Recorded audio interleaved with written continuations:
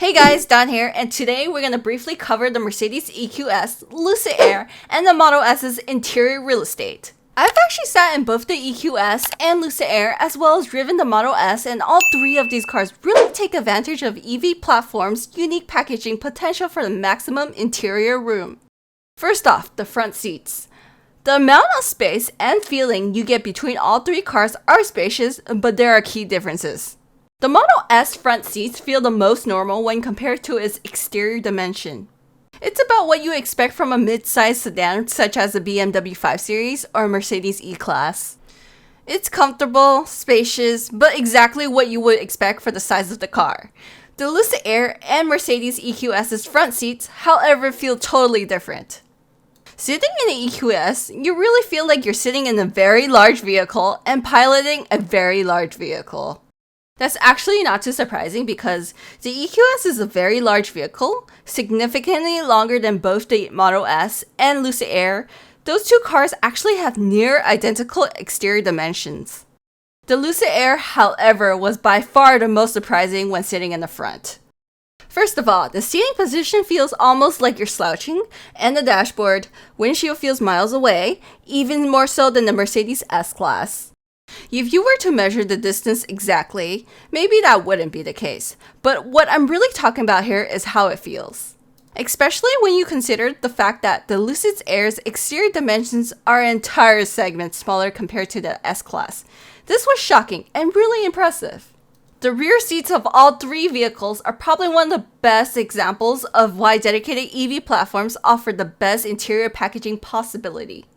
Even with the front seats fully pushed back, all three cars still had plenty of leg space.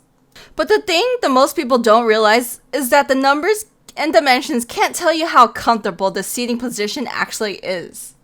When you sit in the Model S, the seating position is decent. You don't sit too high up, but you do feel that your knees are higher than it would be compared to sitting in a gas-powered Mercedes E-Class. If only they had some way of lowering the floor a bit more so your legs can be positioned lower, it would make the back seat much more comfortable than it already is. Most likely, it's because of the packaging. The rear seats are on the battery pack, which is why they can't make the floor as low as compared to a gas car. The EQS's seating position is probably the most comfortable out of all three here, but it's comfortable in a weird way. When you look at the interior space on the back of the EQS, you think, wow, there's a ton of space. This is going to be so comfortable. But when you sit down, you then realize your butt is sitting much higher than you expect to be sitting. But the benefit is your knees aren't sticking up like in the Model S. Because the seats are higher, the seating position is more comfortable, allowing your leg to drop lower and more similar to what you would expect from a traditional gas-powered car. The only thing is, it feels weird initially because you're sitting much higher than you're expecting to. Lastly, the Lucid Air. It feels like it actually has the most amount of legroom even when compared to the much larger EQS, but its seating position is actually the worst out of all three cars here. The problem is, the floor is so high compared to the seat, even more so than the Model S. You feel like your knees are propped up nearly as high as your chest.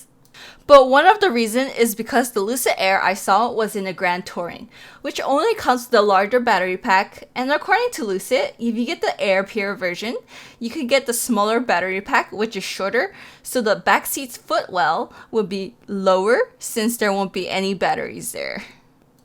Overall, all three cars suit its purpose. There are pros and cons to all three cars. The EQS is available to pick up right now at the dealership and is pretty much a premium limousine to drive around, but there will be a markup of $20,000 to $50,000 if you want one on the same day.